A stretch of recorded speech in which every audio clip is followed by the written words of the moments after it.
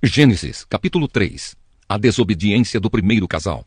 A cobra era o animal mais esperto que o Senhor Deus havia feito. Ela perguntou à mulher: é verdade que Deus mandou que vocês não comessem as frutas de nenhuma árvore do jardim? A mulher respondeu: podemos comer as frutas de qualquer árvore, menos a fruta da árvore que fica no meio do jardim. Deus nos disse que não devemos comer dessa fruta nem tocar nela. Se fizermos isso, morreremos. Mas a cobra afirmou: vocês não morrerão coisa nenhuma. Deus disse isso porque sabe que quando vocês comerem a fruta dessa árvore, os seus olhos se abrirão e vocês serão como Deus, conhecendo o bem e o mal. A mulher viu que a árvore era bonita e que as suas frutas eram boas de se comer.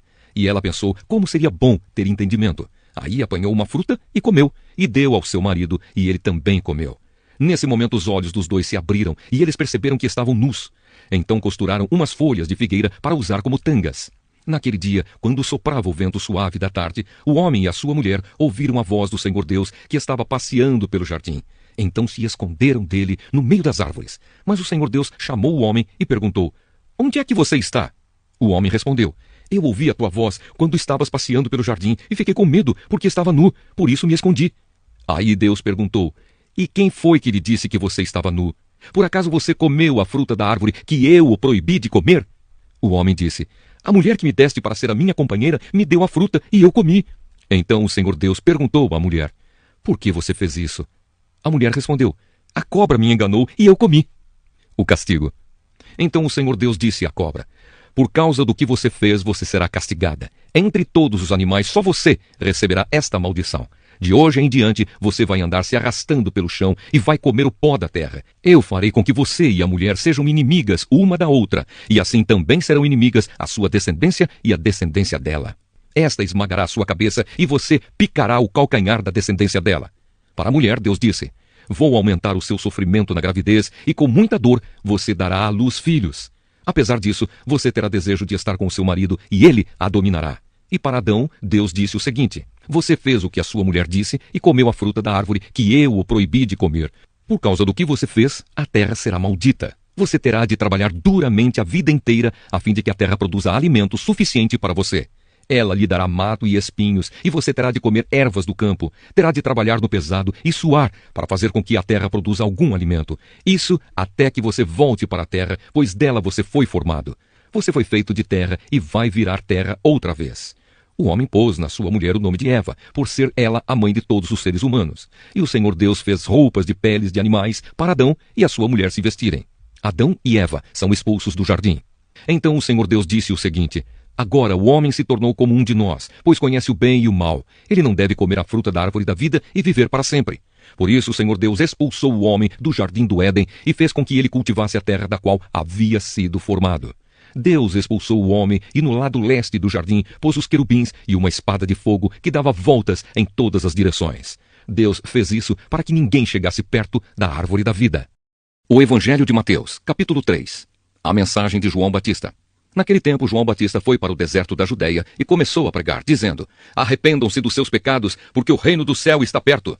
A respeito de João, o profeta Isaías tinha escrito o seguinte: alguém está gritando no deserto, preparem o caminho para o Senhor passar, abram estradas retas para ele. João usava uma roupa feita de pelos de camelo e um cinto de couro e comia gafanhotos e mel do mato. Os moradores de Jerusalém, da região da Judeia e de todos os lugares em volta do Rio Jordão iam ouvi-lo. Eles confessavam os seus pecados e João os batizava no Rio Jordão.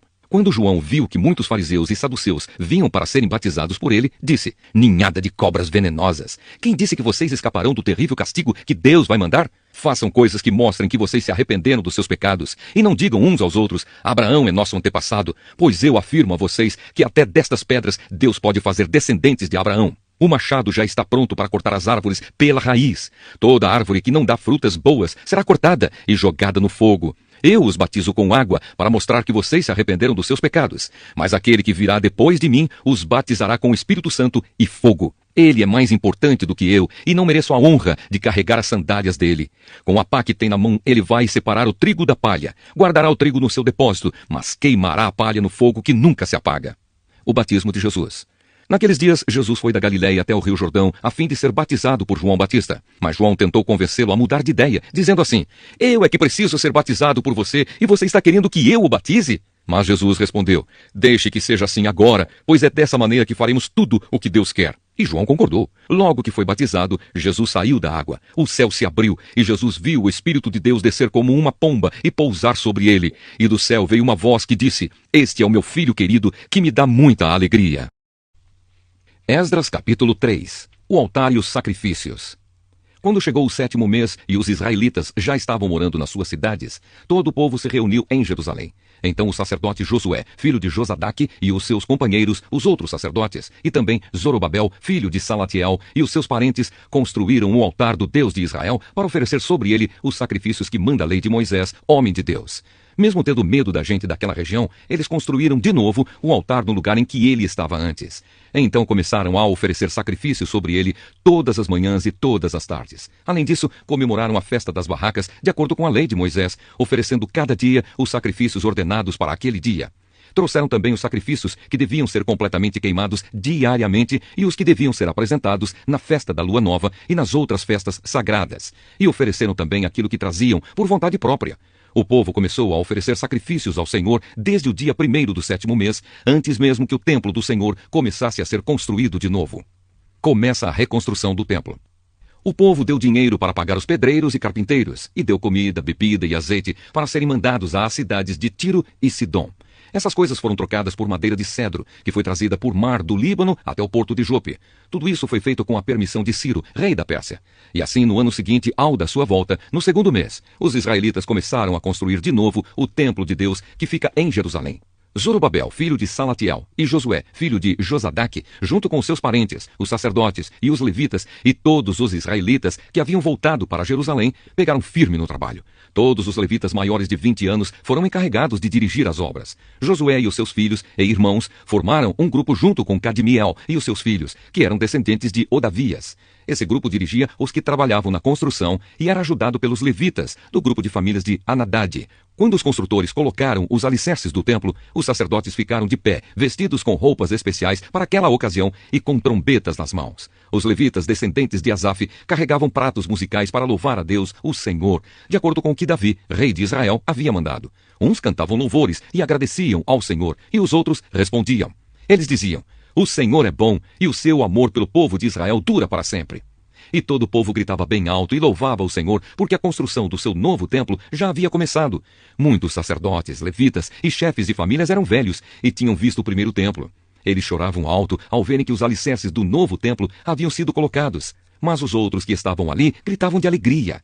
E assim, ninguém podia saber se o povo gritava de alegria ou se chorava, pois gritavam tão alto que de longe se ouvia o barulho. Atos dos Apóstolos, capítulo 3. A cura de um coxo. Certo dia de tarde, Pedro e João estavam indo ao templo para a oração das 3 horas. Estava ali um homem que tinha nascido coxo. Todos os dias ele era levado para um dos portões do templo, chamado Portão Formoso, a fim de pedir esmolas às pessoas que entravam no pátio do templo. Quando o coxo viu Pedro e João entrando, pediu uma esmola.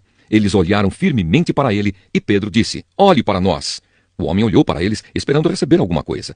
Então Pedro disse: Não tenho nenhum dinheiro, mas o que tenho eu lhe dou. Pelo poder do nome de Jesus Cristo de Nazaré, levante-se e ande. Em seguida, Pedro pegou a mão direita do homem e o ajudou a se levantar.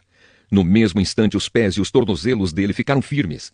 Então ele deu um pulo, ficou de pé e começou a andar. Depois entrou no pátio do templo com eles, andando, pulando e agradecendo a Deus. Toda a multidão viu o homem pulando e louvando a Deus. Quando perceberam que aquele era o mendigo que ficava sentado perto do portão formoso do templo, ficaram admirados e espantados com o que havia acontecido. A mensagem de Pedro no templo.